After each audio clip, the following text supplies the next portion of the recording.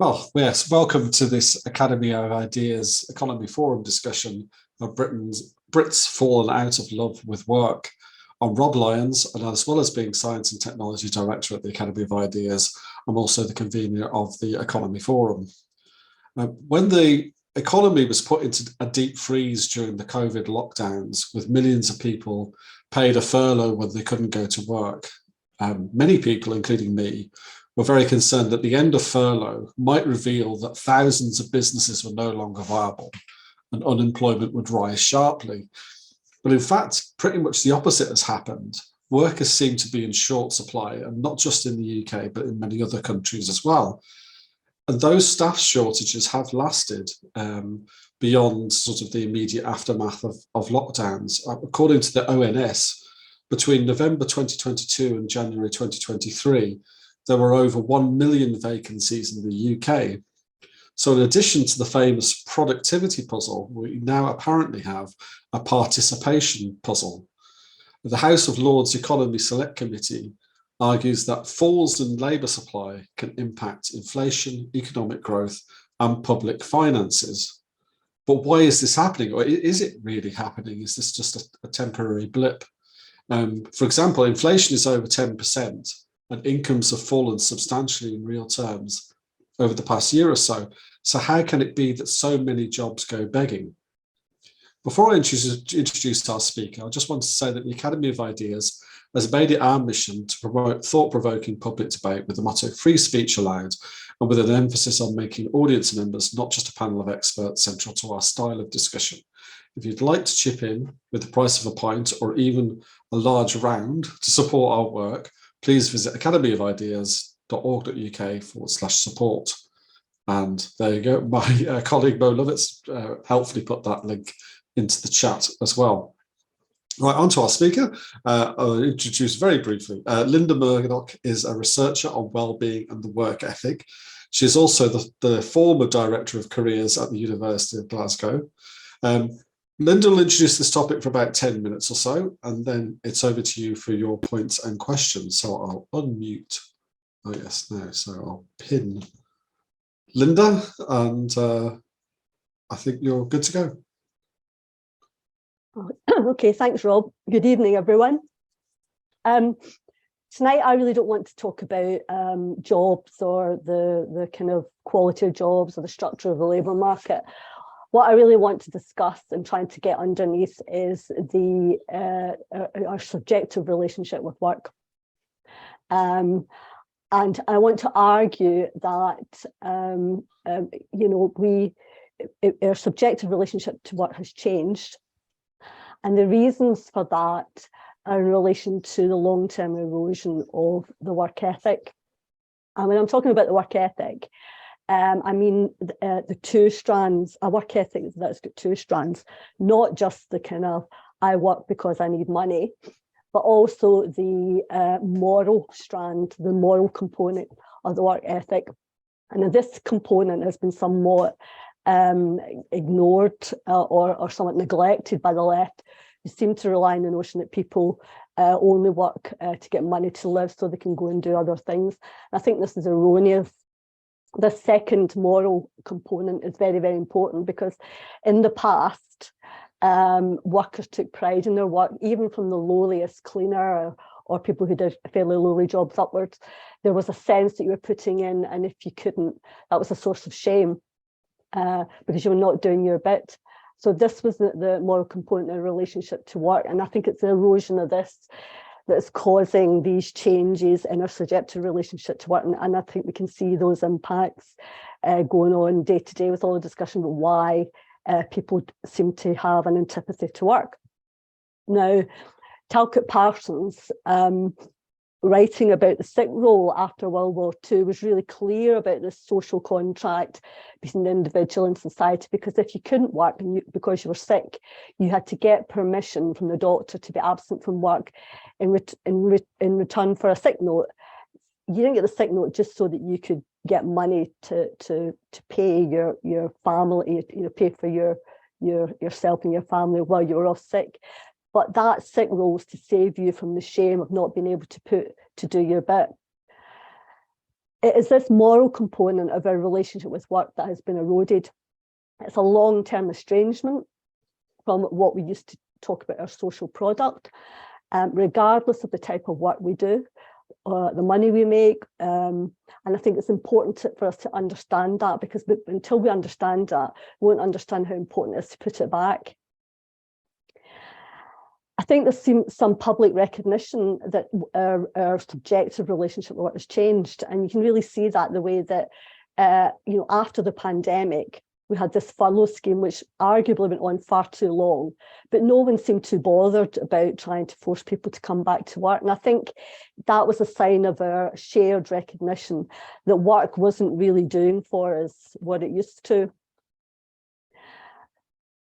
In support of this change to our subjective relationship to work, in 2019, the Resolution Foundation reported that over the past 30 years, despite marked improvements in our physical and social conditions of work and in a growing loyalty we had to employers, workers at all levels felt really used up, and it becomes so much more intense. They felt it becomes so much more intense. I'm not just talking about blue-collar workers, workers who historically are not supposed to get any kind of personal fulfillment out of what they do. And we can all remember the kind of the HGV drivers and the vegetable and fruit pickers complaining about how demanding and stressful and awful their work was. But it was actually the kind of more professional middle-class jobs, white-collar jobs, that really for quite a long time now have been professing this antipathy to work, threatening to leave. Nurses, GPs, you name it, anybody in the public who works in the public sector is now seen as estranged from their work. For the past 10 years, at least between 30 and 35% of teachers, newly qualified teachers, have left work within 5 years of qualifying because it's just too much for them. The most interesting aspect, I think, of the Great Resignation post-pandemic, where 500,000 of the over 50s decided that enough was enough, was not the way was really the way they talked about their jobs when they left. They said that they were not appreciated by their co-workers. One of the reasons why they left was they were not appreciated by their co-workers. That all the years that they'd worked had been wasted. Their work had been a waste of time. They were now regretting all the sense of purpose they gave to the best years of their lives in their jobs. In other words, they were saying that the years of purposeful activity were not appreciated, so they decided to leave. What these people are really saying is that what many others of that particular generation are thinking, that the purposeful aspects of work, like making decisions, creating ideas, making judgments, and problem solving, are being shoved into the background of work with well-being policies. These people are expressing it's difficult to continue to work in the same purposeful way when you keep coming up against policies and attitudes which position purposeful activity as demanding and harmful to the well-being of others. When these ways of working dominate your work experience, it is not surprising that you eventually conclude that all that effort you put into making your work effective was just a waste of your time. Put differently, these resignees no longer felt valued for trying to make a difference. In other words, their resignation from work shouldn't be viewed as a physical retreat from work, but a mental retreat from the idea that work is socially progressive. And that is what I mean by the kind of erosion of this moral component. This mental retreat from the idea that work is socially progressive can really be seen in the public sector at the moment, and also discussions around the public sector strikes. There is some debate out there about whether the public should support these strikes. The teacher unions, some would really argue that they played a fairly ignominious role during the pandemic because they did everything to stop kids getting back into schools and to stop students going back into the classroom. Their union leaders, the leaders of these unions, called the people they were supposed to serve plague bearers. And some would argue that these people striking at the moment are continuing to only attack those that they're supposed to be serving, because it doesn't seem to be having an impact on anybody else apart from parents and kids and students. Some people argue there are better ways to make a pay claim than attacking those you purport to serve. You can all see this with the GPs and the A&E and during the pandemic and even after. You the public are a nuisance, stay away. The outcomes from the pandemic, we're living with it, of this stay away, we're living with at the moment. A friend of mine told me the other day there was an entrance in there was a poster in her GP surgery which said, "Our doctors are stressed and overworked. Please be patient and kind." In other words, it's you who are supposed to be serving that are part of the problem here. And also, when you hear the union leaders, I'm not talking about ordinary union membership, but when you hear the union leaders on the radio pleading with the government to come and talk to them, it's not couched in we provide a public service, so we deserve more pay. It is, these jobs are mentally demanding and they're harming us, so give us more pay. So what you've got is this move from work being a socially progressive and socially supportive to this idea that work harms us and it's a threat to us. And this notion of work being bad for us is reflected in the term producer capture, which I hope some of you have heard about. It's been applied to work more generally. What producer capture means is that the service that is delivered is measured not by the quality to you as a customer or citizen, but by how it affects the well-being of the worker producer. In other words, the service I'm going to provide you depends on how I feel, not on what you need. You can really see this in the civil service, of course, this idea of producer capture. During the pandemic, pensioners didn't get their pensions, holidaymakers didn't get their passports to go on trips, would-be drivers didn't get their license. There was a slide in the preparation of criminal records and delays in people getting their tax sorted out. No, this was all because the civil service needed to stay at home, take care of their mental health. And when Jacob Rees-Mogg had the temerity to suggest that civil servants got back to work, he was called a bully. Right throughout all the newspapers reported that he was just a bully. So there it is. Employers in the suggestion you do your job are bullies. You're not allowed to ask workers to fill their contract because it could harm their mental health. So there's this idea that work is not about this kind of progressive thing anymore. It's much more about it's actually associated with being damaging to you.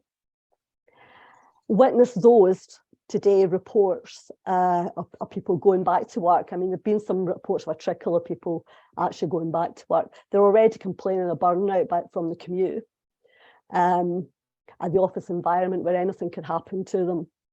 And these are the kind of messages that are coming through, that work is actually bad for you. And I think it's important to understand that this long evolving estrangement from work has not come from the workers themselves. It's not us. We're not getting up every day and going, I just can't be bothered, it's too stressful. All of a sudden my mental health impacted by my work. This estrangement from our social product, from the purposefulness of work, is because capitalism has inescapably changed. Capitalists no longer take responsibility for the expansion of capital in the old way. They have outsourced that responsibility to managers who have organised production and service delivery around the notion that it damages our well-being. Of course, this, and I'm sure some of you are aware of all of those kind of wellness policies in the workplace. This outlook of protecting your mental health, protecting your well-being, is aligned, of course, with changes in our education system, where since the start of the 21st century, kids have been taught that introspection of their feelings trumps knowledge learning. They are taught now to think about how they feel about things before they think about how they think about things. We are surrounded by therapeutic impulses which encourage us to think about our feelings first and foremost, meaning that we are urged to push responsibility away in case it hurts us. In other words, our tolerance towards anything that might impact our well-being has contracted, and this has contributed to the alteration of our attitudes to work. We're conditioned into thinking we might be fragile and not able to cope with stress and accountability, which is associated with work. And I think this is also driving the kind of, work is harmful idea. The state is also therapeutic and inadvertently peddles the notion that work is harmful to us. It encourages dependency, and there are way too many people, for whatever reason, in this country dependent on the state instead of their own efforts to sustain themselves. If you look at the figures, there are 5.3 million economically inactive. I was truly shocked by this figure when I first came across it. It's the size of Scotland's population. In some towns in the UK, between 20 and 25% of the workforce are on out-of-work benefits, which is a huge figure. Between 20 and 25 of the workforce. These, conditioned to thinking that they serve a better purpose being at home than out in work. Universal basic income, the idea of giving those who, for whatever reason, cannot or will not work a wage to get by on, is widespread. In fact, our benefit system, I think, to some extent, is reflecting much of that. At the talk I did at the Battle of Ideas, I attacked the Welsh Government's experiment of universal basic income, where they were going to offer young people £19,000 a year to stay at home. Another member of the panel took me up on this by implying that I should not criticise it, because the 500 young people that they were getting offered this were those that were leaving care. And I thought that retort really highlights what I'm trying to say here. He was basically saying these poor kids shouldn't be expected to work. They've had such a hard life. Instead of what will give them purposeful activity from which they should benefit much more in terms of that than a state handout would give them, where they would be encouraging further dependency. I think it's very worrying that if you look at the numbers of those in the economically inactive category, the strand in it that is growing is those claiming benefits for sickness and disability. Now that strand is actually getting bigger and bigger and bigger. Now, formerly, I think the government thought that it was people coming out of work because they weren't well, but it's not. This strand is of people who've been economically incapacitated for a while, or on economic activity for a while, and have entered and are now claiming sickness as part of that. In other words, not working is bound to make you sick. The more you're economically inactive, the more likely you are to get ill. The government's picked up on this, and the irony in this might be lost on some of you. It might not be lost on some of you. The government have picked up on this fact that not working might make you sick, and they're toying with the idea of putting job coaches into GP surgeries. So you can go to your GP surgery to get a job, but you can't get a GP appointment. A really big problem with this estrangement from work, as far as I'm concerned, this estrangement from the moral component of what is a purposeful social activity, is that it also means we're simultaneously estranged from key aspects of ourselves that develop our personal autonomy. Dominic Raab may lose his job because he exercised one of the most important characteristics of human behaviour that makes us different from animals, and that is he's guilty of judging. He judged a member of staff's paper that he asked them to do as not good enough. He said, I can't accept this. It's not good enough. And because of that, he may be sacked. What this says is that all these human activities that require us to make choices, to judge, make decisions, are being targeted as microaggressions and outlawed in the workplace as damaging to us. This is what we mean when we say that work is being organised not around productivity, not around social productivity, but around how it affects our feelings. In the workplace, the very behaviours which differentiate from animals are being degraded. And for this reason, but not only for that reason, we have to find a way to rehabilitate that sense of work as making a social contribution to progress. In other words, we have to get back that moral component of work, that idea that it's incumbent on us all to make a social contribution. Brilliant. Thank you very much indeed, Linda. That was very thought-provoking, and there's plenty of disagreement in the chat as well. So, so if you would like to contribute on camera or voice only, you don't have to have camera on if you don't want to. If you go to the bottom of the screen, it's usually at the bottom of the screen, you'll see a reactions button. And if you click on that, you can raise hand, and I'll take you, and you can ask a question, you can make a point, you can do whatever you want. There's some interesting discussion going on in the chat already about what makes making work pay, and about whether in fact that there genuinely is a real rise in long-term sick, because so many people are waiting for NHS appointments. But please say those, elaborate on those points on camera if you wish. So I'll first of all ask Daniel Bellamy to comment. Yeah, can you hear me?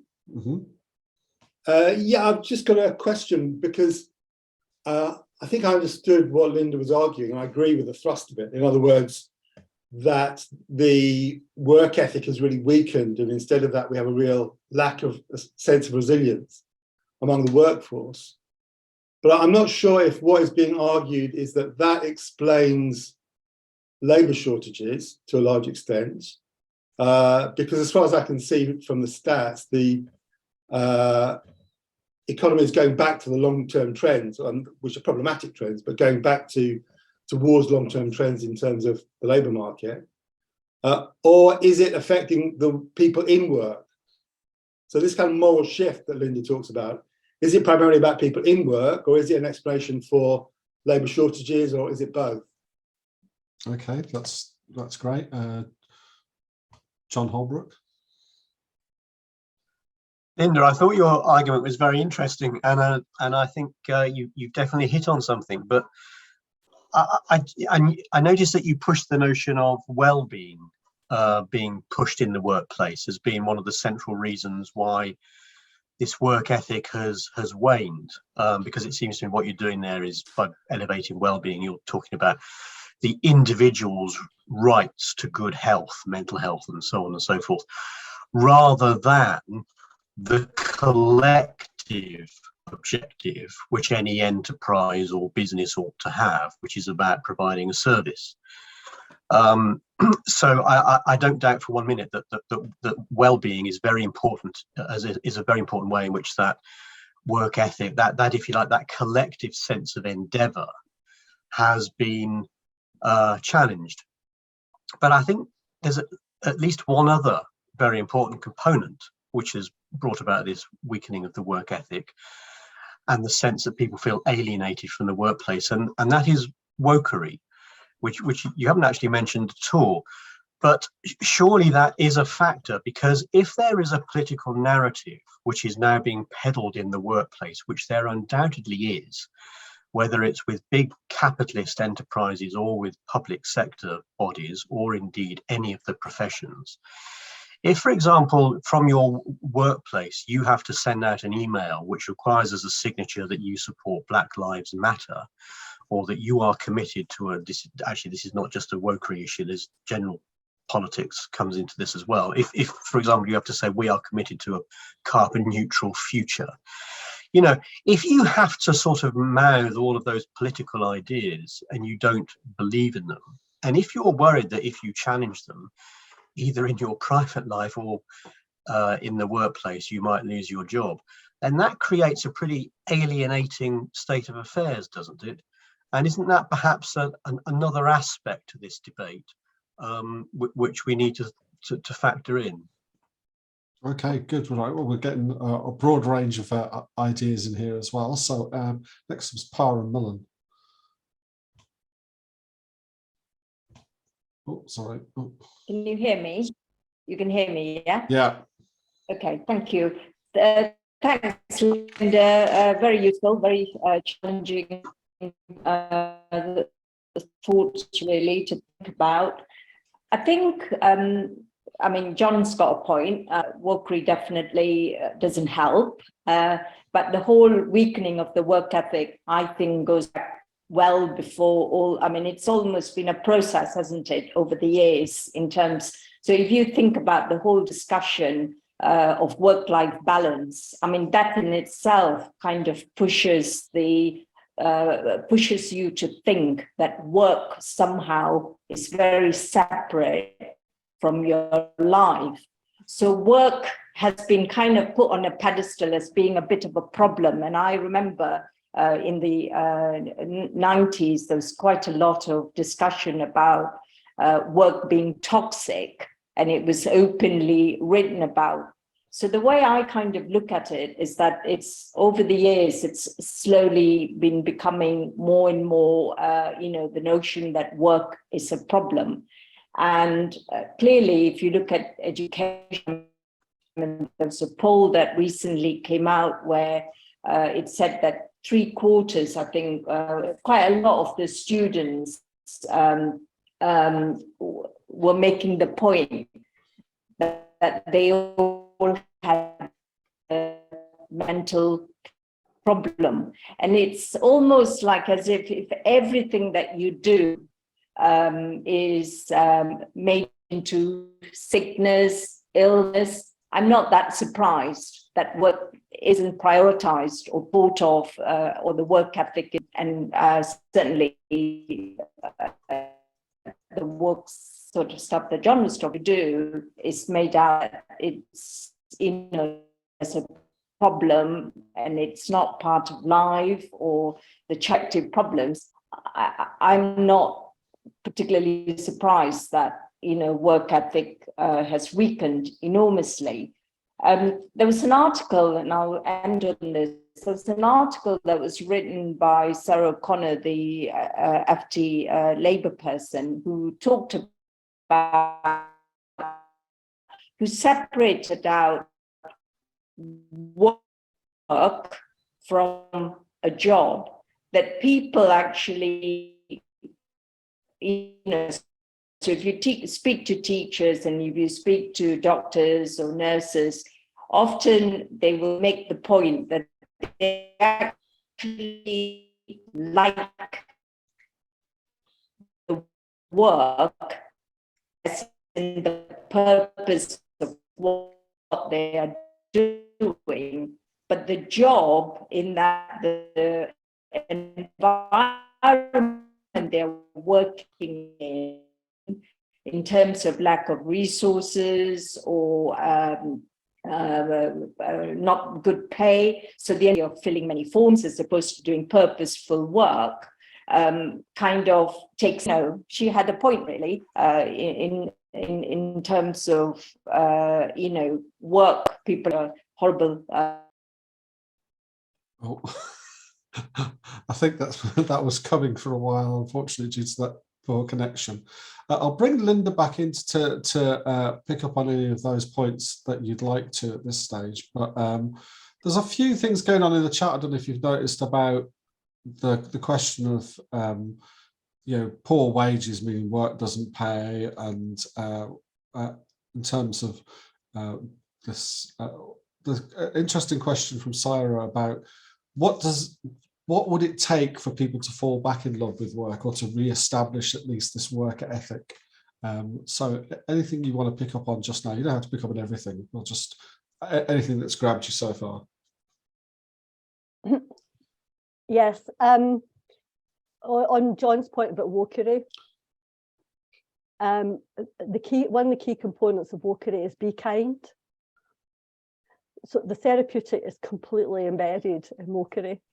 And if you read any of the readers' comments on articles about the workplace in any kind of like newspapers or online, a lot of the older generation, the reason why they hate work or have left work is because of wokery of the young managers peddling these well-being policies. So yeah, I suppose I just see them as interchangeable. But to me, the whole kind of therapeutic impulse in society really kind of underwrites the kind of the whole woke stuff, because that's a key component of the Black Lives Matter. You shouldn't speak the truth because it hurts people. The transgender stuff is exactly the same kind of thing. On Para's point, I think that it's really useful to whoever is making a distinction between doing the job and what they think the purpose of the job is. And I think that that's really quite important, that doctors and teachers and other public sector workers, they may go into the job because they want to make a difference, but once they act about social, they want to make a social contribution. So that's a kind of moral component of the work ethic. Once they get in it, a lot of the job is kind of bogged down with ticking boxes and doing admin, and I think that means that their autonomy in the job is really it's minimized, and they're not able to exert that kind of social aspect of the job, that doing good. And so it's arguable that to go on strike, in order to be effective, in order to get an effective strike or effective defence of wages, that's what they ought to attack. They ought to attack these administrative things and only do the aspects of the job that are socially purposive, and that would be a far more effective way to draw attention to their claims for pay, and also to show that this is a really important thing I'm doing here. Because at the moment, the public, I don't think the public particularly support these strikes, because they're not getting the benefits of that social input from the public sector workers. They see the public sector workers as pushing them away, saying that they are a nuisance. So I think that's quite a useful way of actually thinking about socially purpose work and the actual job itself day by day. And if they're able to minimise the bits of the job that are nothing to do with support and the social aspects, that might actually help.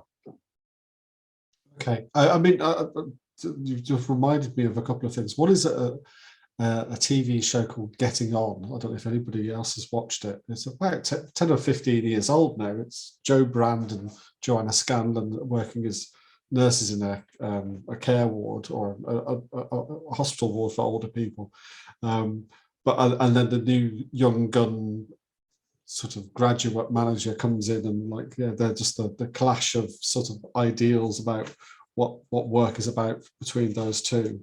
And also there was this report today, I think it was by EY, formerly Ernst & Young, who were talking about the 4-day week and what a great success it had been in. And that's many of the employers who've been on this pilot scheme are going to carry it on.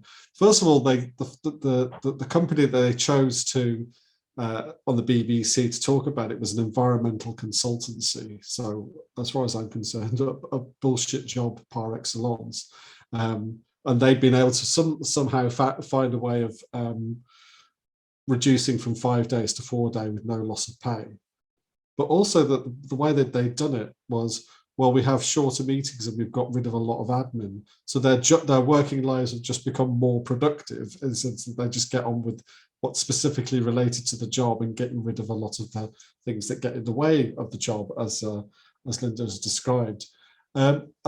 I want to go back to Daniel's point as well, though, because maybe we're talking about two slightly different things here. We've got labour shortages at the moment, and so I don't know if anybody else knows the figures on what is a typical number of vacancies at any particular time, because you would assume that there's a churn of, like, when we're talking about there being 1 million vacancies, that they're not the same vacancies all the time, that there's, you know, there's 1 million at any time, but, you know, it's different job vacancies all the time.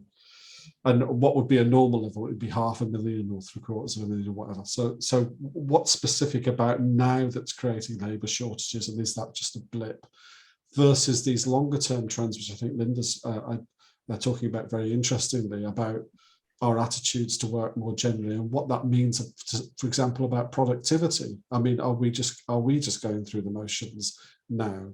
And maybe another question as well is, are we summoning up a bit of a golden age that maybe in the past we, especially with more manual work, that people would do the minimum because it was such grindingly boring work or whatever, you know, and that maybe that hasn't changed at that level of society, you know, of the jobs market.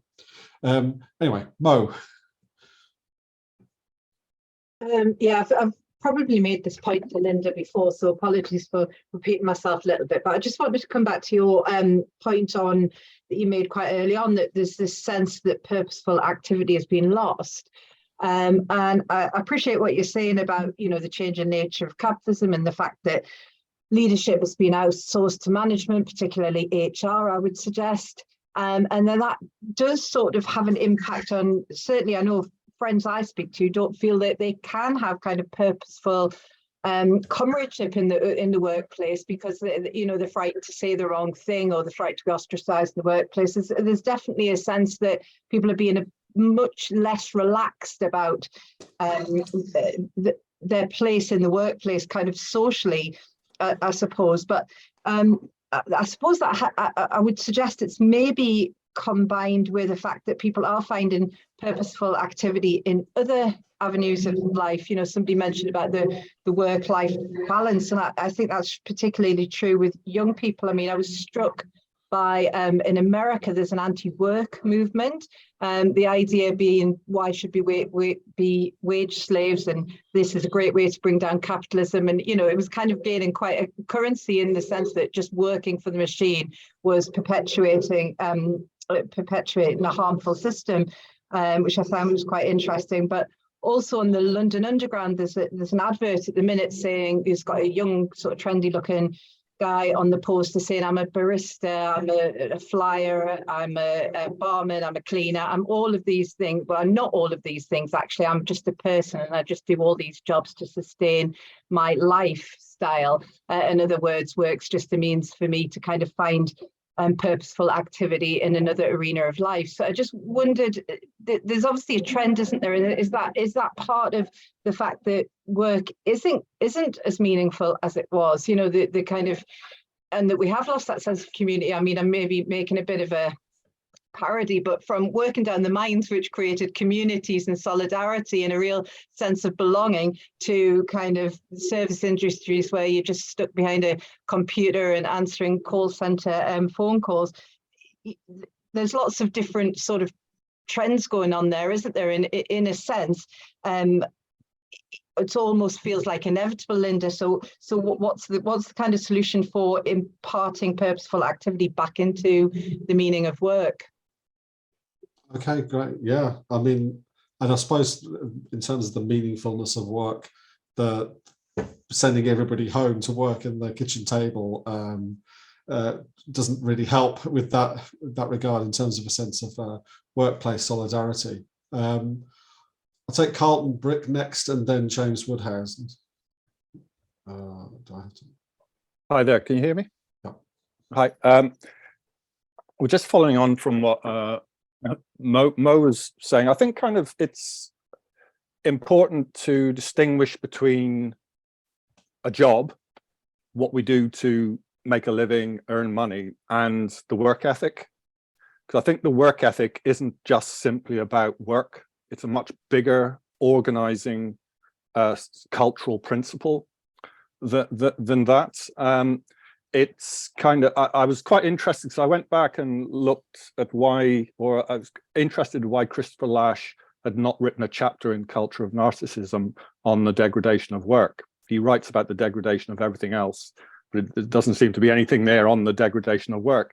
And when I went back and looked at it, basically, the critique of the collapse of the work ethic underpins everything that he argues about the emergence of the therapeutic culture. Because from my sense of we're not just simply talking about work as in the thing we do. There's a kind of much bigger cultural framework here, which is about character, which is about hope, which is about investing in the future. It's about working together to produce what some of the things that Linda's talking about. And the point that Lasch makes, and this kind of feeds into what Para was kind of saying, and he's writing in the late 60s, the 70s, and he's talking about that the work ethic as a form of self-improvement has been replaced by the ethic of self-preservation. So we no longer engage in purposive activity to make ourselves better and therefore makes society better, a better place. We do it to protect ourselves. And I'm kind of interested in following some of the discussions on the chat, and it kind of seems that there is this, we seem to have, not just on the chat, but I think more generally, we seem to now equate economic worth, i.e. what I get paid to do with my job, with moral worth, i.e. work as a defining characteristic, as a kind of principle upon which I should engage in society to make society a better place. So I think there's a distinction to be made between jobs, the things we do to make a living. I hate my job. It's very, very boring. I don't get paid enough. However, I do it to the best of my ability. Maybe I do, maybe I don't. That's for you to decide. But there is a distinction between the two, I think, and I think that needs to be kind of made quite clear, that kind of the work ethic isn't just simply about work in that narrow sphere of this is something I do to make a living. Okay, James Woodhousen. Well, I must congratulate Linda on a really stimulating introduction. I've just got two small points to make and then a sort of historical one. The small points is, where is profitability in all of this? I mean, I think what you're talking about in terms of morals and ambition contributing to society, stripped of any nostalgic overtones which you didn't indulge in, but we can easily be interpreted as indulging in, how wonderful it was to go down a mine and all of that. I appreciate that profitability is different in the public sector, but you know, the economics hasn't completely gone away, as I'm sure we'd all agree.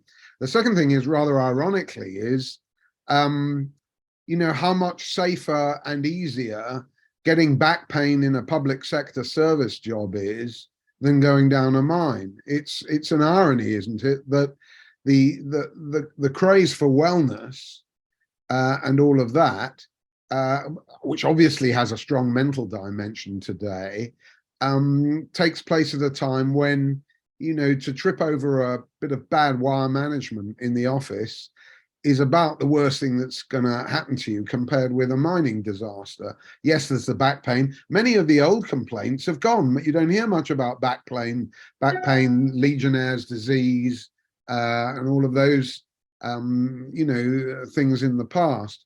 Now, just on the historical note, which may be useful to people, and I can circulate a very large document on the history of the office. I'll certainly send it to you, Linda.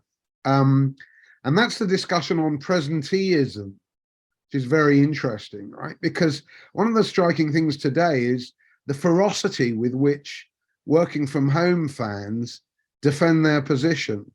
You know, and where does that come from? Because it's one, you know, many of us work from home, no problem at one level. We could talk about bossware and intrusion, but, and that's worse at home than it is at work, you've got more chance of resistance at work. But if you take presenteeism, it, in fact, just for the record, and then I'll shut up, the discussion began, interestingly enough, in the International Journal of Health Services in 1982, in an article by Berlinguer, but not the Italian Communist Party leader, called Diseases, Suffering, Deviation, Danger, Signal and Stimulus. Well, that's fairly interesting. And then it meant showing up when you were ill or doing extra work when you were ill. But then by the 90s, feminist Labour bigwig Patricia Hewitt, who's back in the news, widened the concept and protested against the idea that time spent in the workplace was a symbol of commitment there. It's called About Time, the Revolution in Work and Daily Life. And again, you see the contrast to which Linda referred, the contrast between work and life, you know. So that was in 1993. And it didn't take long for Britain's Mr. Stress, Sir Cary Cooper, who's actually an American, to say that presenteeism was identified for him as being work in the flesh but not in the mind.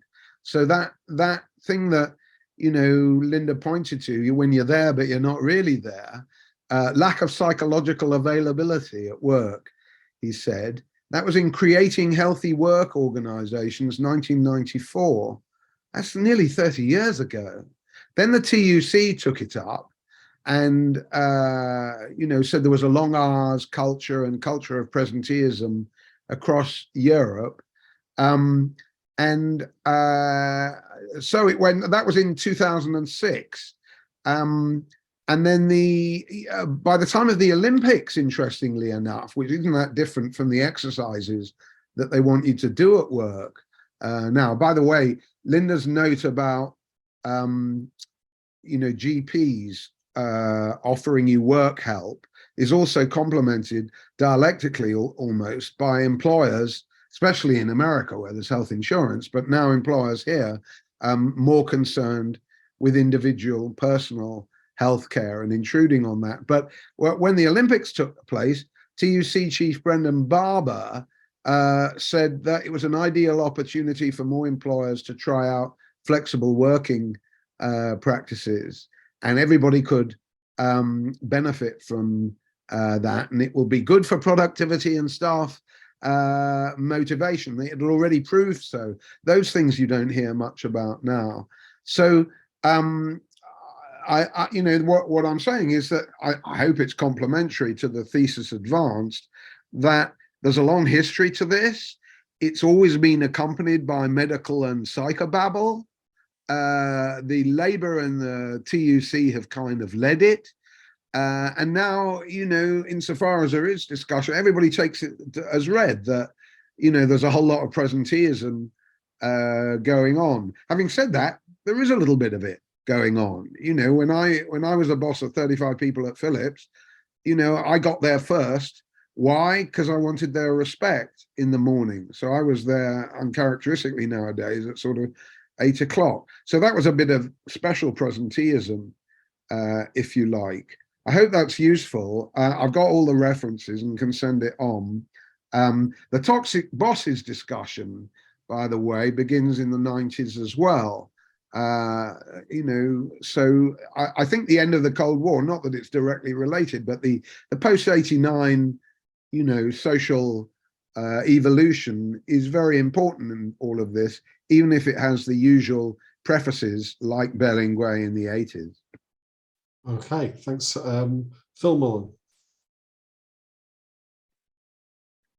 Yeah, no, I think James has introduced some very interesting complementary points, but it just adds to the fact that there's multiple discussions going on and could go on, as is often the case with the economy forums. I think certainly, I think the discussion about labour market shifts and changes and what's pandemic related and what isn't is too big a topic to deal with in the context of Linda's introduction. So perhaps that's something we could come back to, because as I think Daniel's put in the latest statistics and stuff, and I think there is a lot of interesting stuff in there, but perhaps we could come back to that at a different forum. I think in terms of Linda's thesis, I think the job versus work distinction that Carlton's made and that Para made, and quoting Sarah O'Connor, I think that's definitely one that's worth thinking through as to the difference in terms of work as a concept and job. Perhaps another way of looking at that is, whenever you said, Linda, that you were going to focus on the subjective relationship to work, it might help to separate out the narrative about work. So the subjective in a big sense, how work is discussed in society and by the elite, as opposed to, or distinguishing that from people's attitudes to work or to their jobs, which I mean, the two interact, or the two are connected in some way, but they're also separate.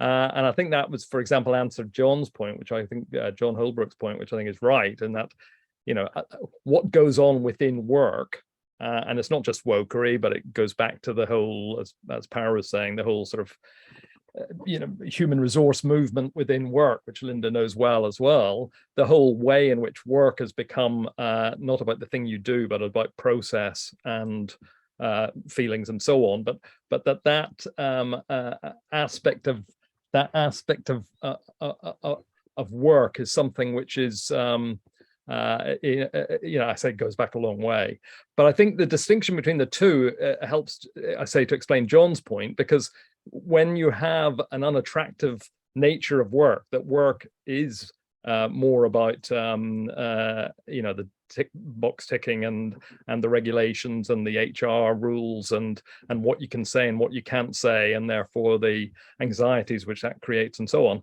that will color people's personal attitudes towards work, which is quite consistent with the general culture in which work is demonized. So distinguishing between the two, I think, would strengthen your thesis in terms of explaining why work has become disparaged in the way it is. And there, I think your emphasis on the therapeutic is entirely appropriate, which then confirms Carlton's point that we're not really talking about work as what goes on in work. We're talking about something which is broader within society. Because when you have this therapeutic culture in which everything, it's not just work that makes us ill, but everything makes us ill. Eating makes us ill, breathing makes us ill, education makes us ill. As you quoted, Linda, the discussion about economic inactivity, is that not working makes us ill. Well, when all that is happening, it's hardly surprising that work is discussed as something which makes us ill as well. So it's understanding how work is perceived through that narrative is symptomatic of something much broader.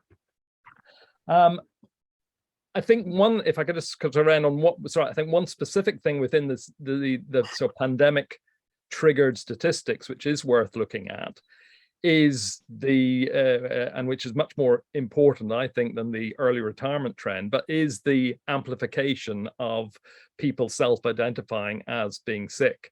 And it's something which applies both to people in work and people out of work. And I think that, so the discussion takes both sides to it. It's both saying that, the reasons people feel that they can't work is because they feel they're ill. And the reason that people find work so off-putting is because of the climate that leads them to think that work is making you ill. So the two things coexist.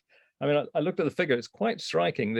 The increase, I mean, I've just looked back to 2010 or so, but the increase in number of people who are categorized as disabled in the working age population overall, it's gone from about 1 in 6 in the early part of last decade. I think 2013 is when the statistics begin. So about 1 in 6 people categorized as disabled officially by the ONS.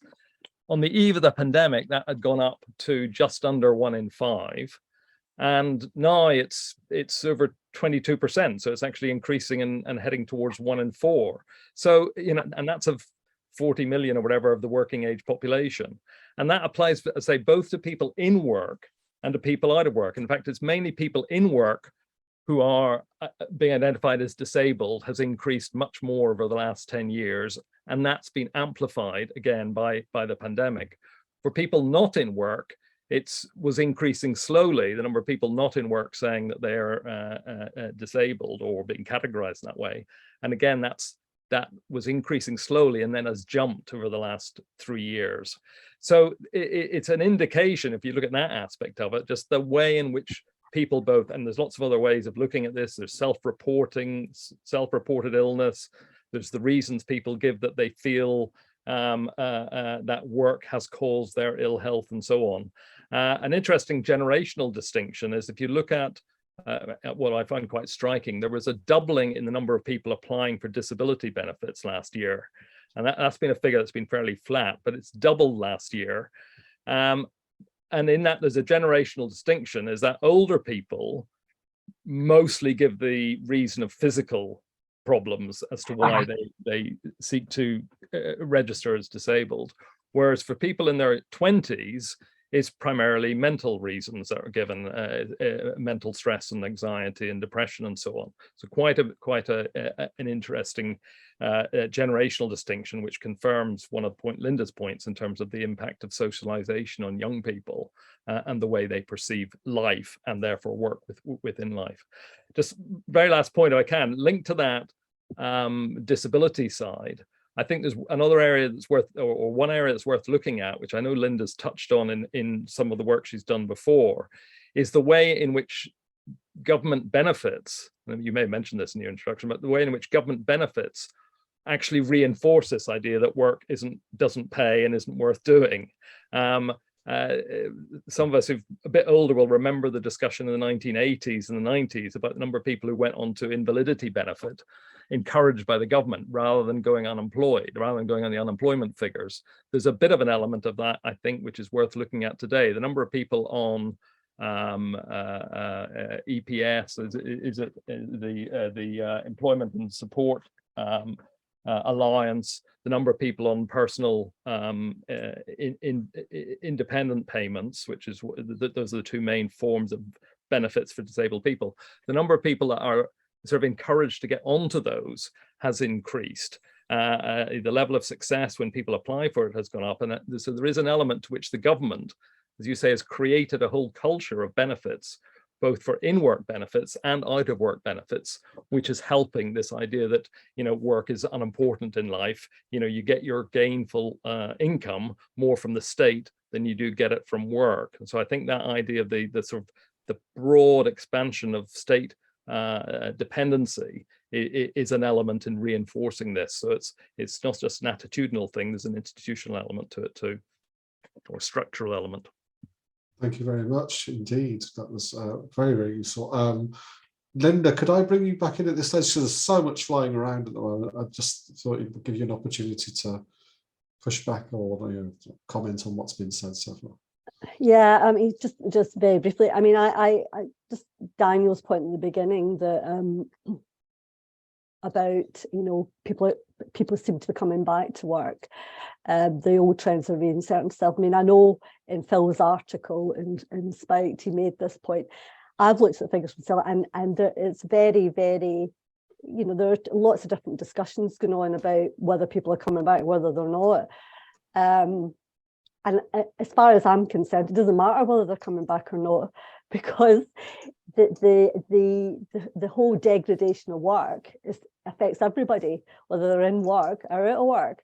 So when people are coming back, and if they are coming back, they're coming back still with that estrangement. And I think that you can really see that in some of the discussions. But well, if I go back, I'm only going to go work like 1 hour a week, or I'm going to work on my terms, I'm going to work at home only, or so it's all around not the fact that it's good that they make a social contribution through work, but that they see their work as important to society's progress. It's about, you know, me. So that kind of preservation idea that Carlton was talking about is very pronounced in the reasons people may speak about why they're coming back to work. And you can really see that those who are coming back are already complaining There's lots of articles in the newspapers about how they're stressed out and burnt out by it. So I too really, when I look at the figures of people in the UK on benefits, it's really quite shocking to me. Some commentators have made quite a lot of points that the UK is an outlier after the pandemic of people coming back to work, that in all the other economies who had the same levels of infection as us, people have returned much faster. And I think that's because of the welfare state in this country, that our welfare state has created dependency. It has influenced, people are far more likely to be dependent on the state, and the way the benefit system is growing to envelope more and more people in different categories, I think really lends itself to that idea of people not returning perhaps as quickly as they would have if they'd been in another country like America or other places like that. So I think there is definitely something to look at in that whole idea of the welfare state in this country is really quite a big factor impacting that idea that it's okay to be it's okay not to sustain yourself by your own means, that you can be given a handout. I mean, there is a discussion going in some of the more old right-wing kind of newspapers about how this was something that happened with Tony Blair and Gordon Brown when they tried to create some kind of equality in benefits by introducing the universal credit, I think it was, and that it meant that it wasn't worthwhile for people to work more than 16 hours. So there's a whole discussion going on about that might be a useful thing to look at. Okay, great. There's some interesting points being made in the chat. Somebody, I think Gudrun, saying about that the nature of work has changed and that we do more service sector jobs, and yet they seem to have very little status in society. But I would like to come back somehow at some point to what we do about it, as in is there anything that we can do to re-establish that or undermine that estrangement from work? I mean, maybe it's a multifactorial approach we need to take, I don't know, but of which the welfare system might be a part of that. Daniel. Yeah, well, this kind of relates to the welfare system, because I thought it'd be interesting to look at the stats in relation to the NHS and the medical sector, which obviously also relates to the debate about ill health, because there is a kind of popular discussion about, there's not enough doctors, there's not enough nurses, COVID has made people really stressed and so on. That's not my view, that's the kind of popular view that's being presented. And it seems to me that, although I completely agree with the fact that people who feel a bit down and miserable nowadays will often interpret that as ill health, mental ill health, and so on, and that's an important factor. It seems to me there is an objective element to it, and it's something that long predates the pandemic. It's not a new thing, and it's particularly interesting to look at doctors, because doctors are, generally speaking, very well paid. I mean, maybe not at the very start of their career, but generally well paid. But again, looking at the statistics, there is a real shortage of doctors in Britain, but that's been the case for a very long time. Way before the pandemic, if you look at the number of doctors in Britain relative to the population, it's well below the OECD average, the average for the developed countries. And it seems to be that is an example of a lack of investment, because obviously if you're going to train doctors, then it takes a decade or so, it takes a lot of money, it's an expensive thing to do. And to me, that's a key factor in explaining some of the problems in the NHS, not the only factor. There is a dependency question to talk about as well, but it is a key factor. There's probably also a similar trend in relation to nurses. And then that does have a knock-on effect, because I think people who are physically ill, it is true that waiting lists have increased enormously. A lot of people are waiting for operations. And in some cases, those people will want to work, but will not be able to work, or it'll be difficult for them to work because they're waiting for hip replacement or some other kind of medical treatment. They might have an inordinately long wait for it. So, as I say, I think the subjective factor is really, really important to look at, but it does interact with some objective trends as well, I think. And I think the NHS is particularly interesting to look at in this respect. Okay, great. I'm going to take James Woodhouse, he's indicated he wants to come back in, and then John Holbrook. And then please do put your hands up if you want to contribute. So James first. Are you there, James? No, okay, I'll take John Holbrook and come back to James Woodhouse. Well, it's often said that the solution for all our problems is a war. And I'm not advocating that, but I think it's worth asking the question, why do people say that? Because I'm sure it's true, actually. I mean, I'm sure if you look in Ukraine at the moment, you don't have a problem with the work ethic.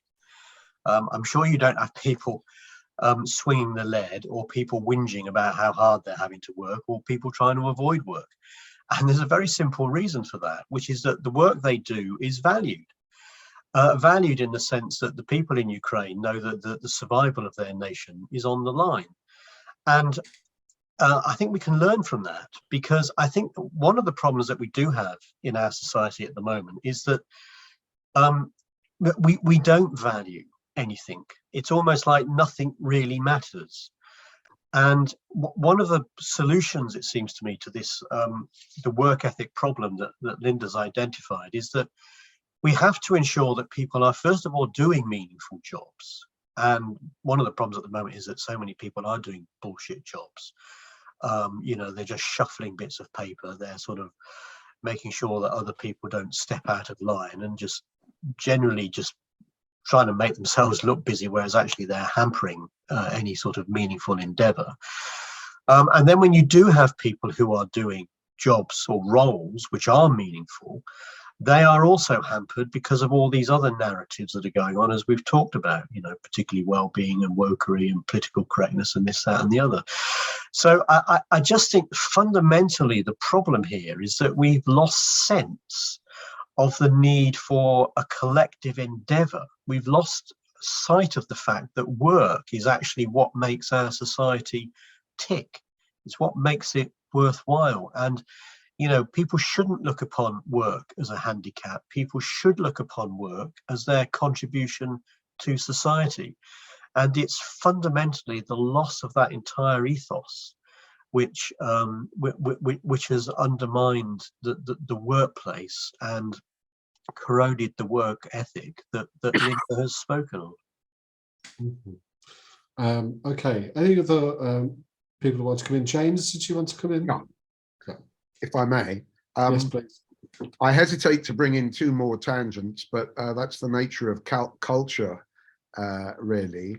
You know, this report on the 4-day week, it wasn't Ernst & Young just for once talking the bullshit. Very much involved in it is a green consultancy. I don't know whether it was the one referred to before, Autonomy, if you please. And they are carbonistas. And I think we can't avoid the discussion on climate change, because part of what's driving all this nothing matters stuff is don't go to work, because that only makes things worse from a climate point of view. We saw all of that in the lockdown and working from home and so on. And, you know, I think that is part of the culture that makes people suspect, you know, even data centers, sending an email, you know, it used to be, do you have to print this letter? Now it's, do you have to send this email because of the climate impact?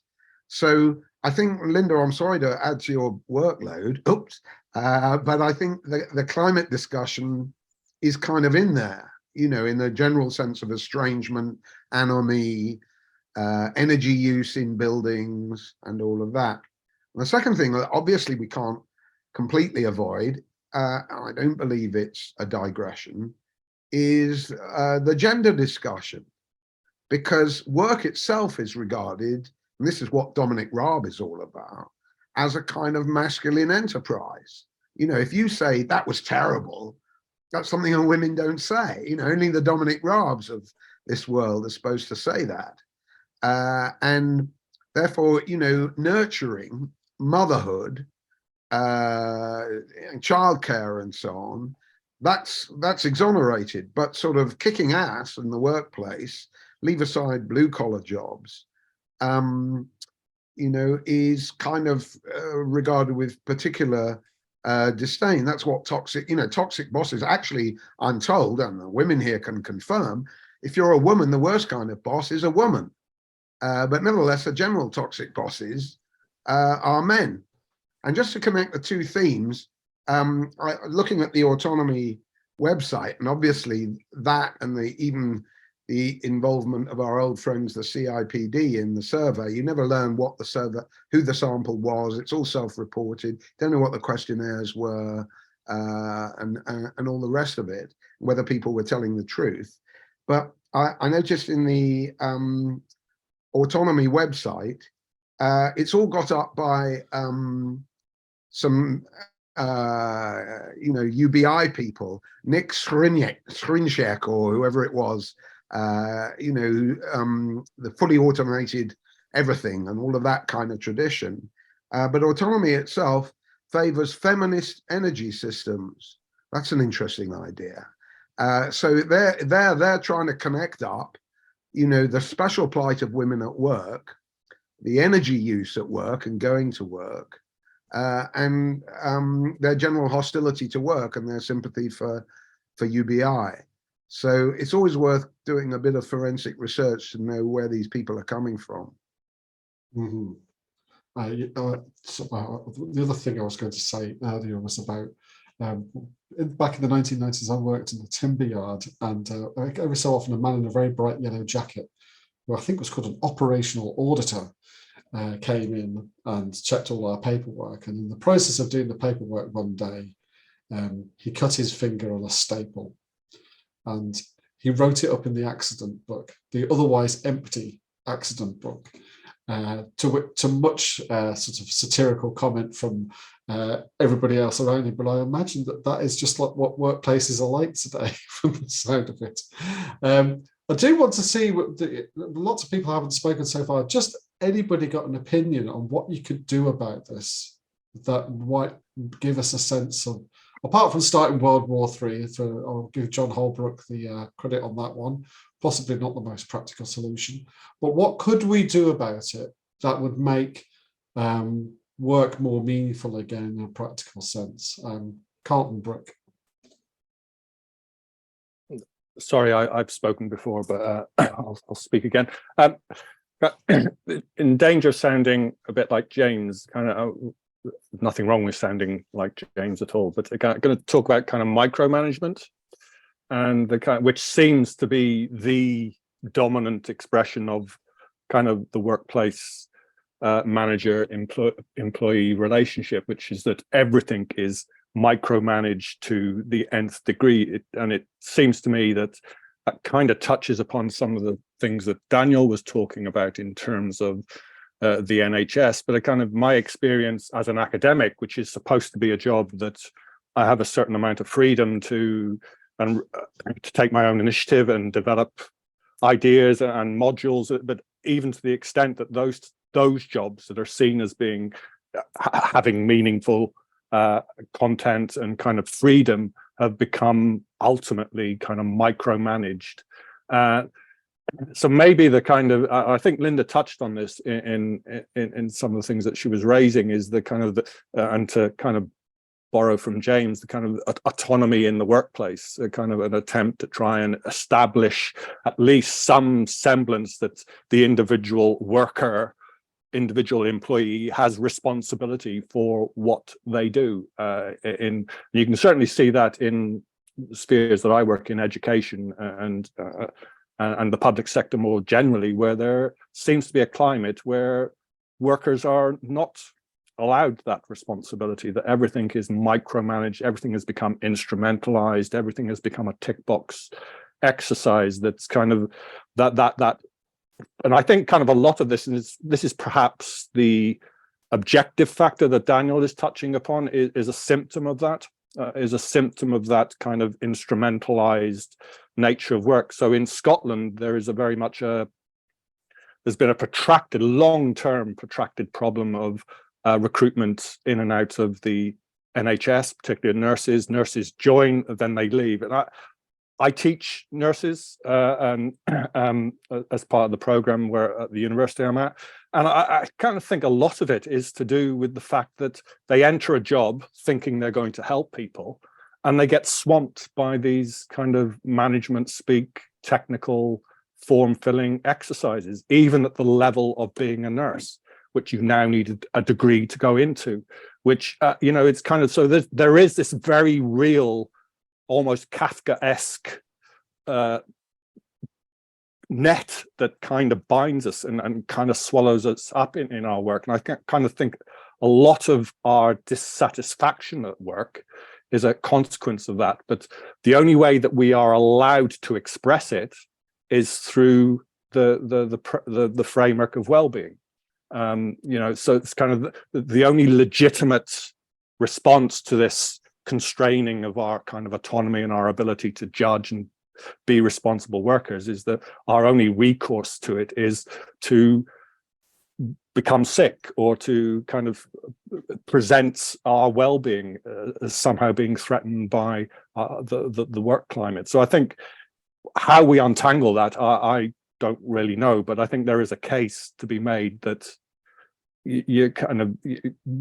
we as workers have to start expressing our kind of autonomy as workers to some degree. Thank you. Right. Well, I don't see a great flurry of hands, so I think perhaps at this point is a good time to bring Linda back in to try to sum up this discussion. And certainly, when I first put forward or had this idea that we really ought to talk about these labour shortages and whatever, that my focus was very much more on the million vacancies rather than on the 5 million people on welfare benefits. And I think it's very interesting, and how that fits into a broader picture of everything that's going on in terms of the labour market and the world of work has been very, very useful. But Linda, your closing comments.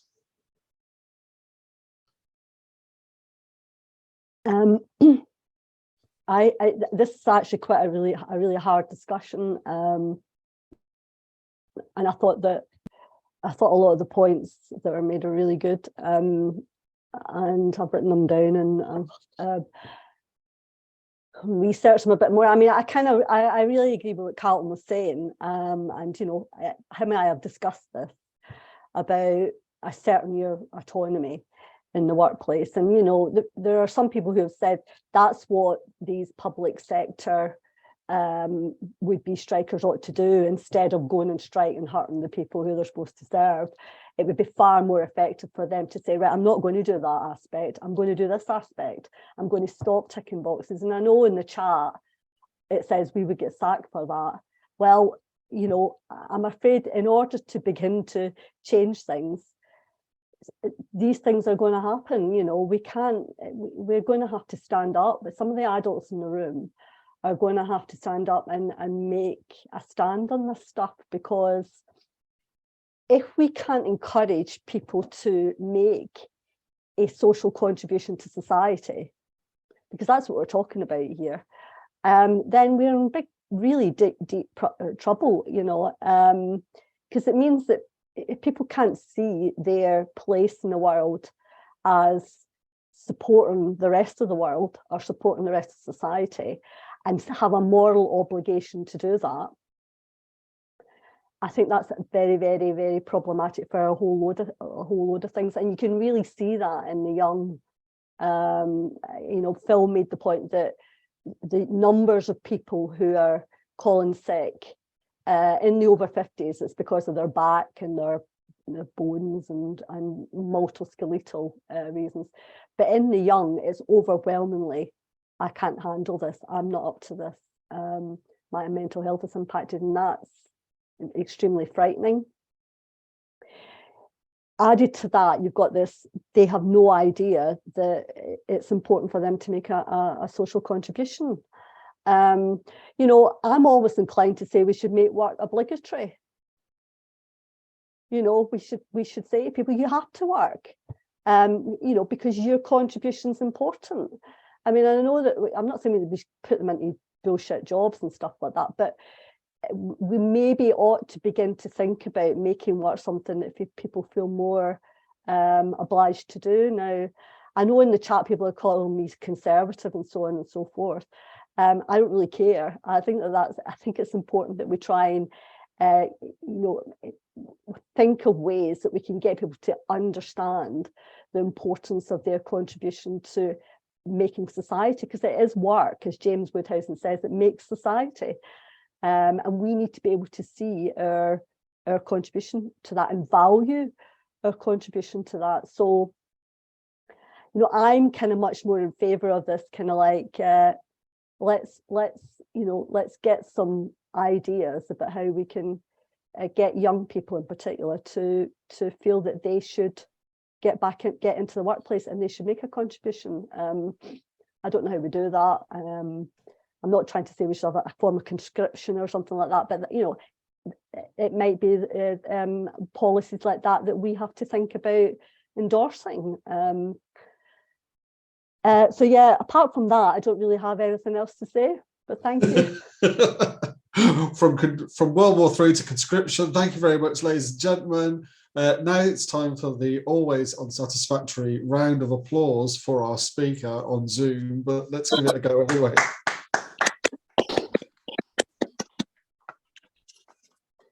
Right, so thank you all. Yeah, so just to finish up, thank you for all your contributions tonight. If you would like to support the Academy of Ideas, it'd be very useful. Again, it's academyofideas.org.uk/support if you'd like to contribute to that. In terms of relevant meetings going on, if any of you are in London next week, there is a debate run by our colleagues at the Education Forum about the teacher strikes and about how but with former and current teachers talking about how they go about getting a pay rise. I'll get that into the chat as well, but it echoes some of the things that Linda was saying there about how you approach the question of, you know, pushing back against rules rather than necessarily closing schools, which happens all too easily in the past few years. But that's it. Thank you very much for all your contributions, and please do join us again in the Economy Forum again soon.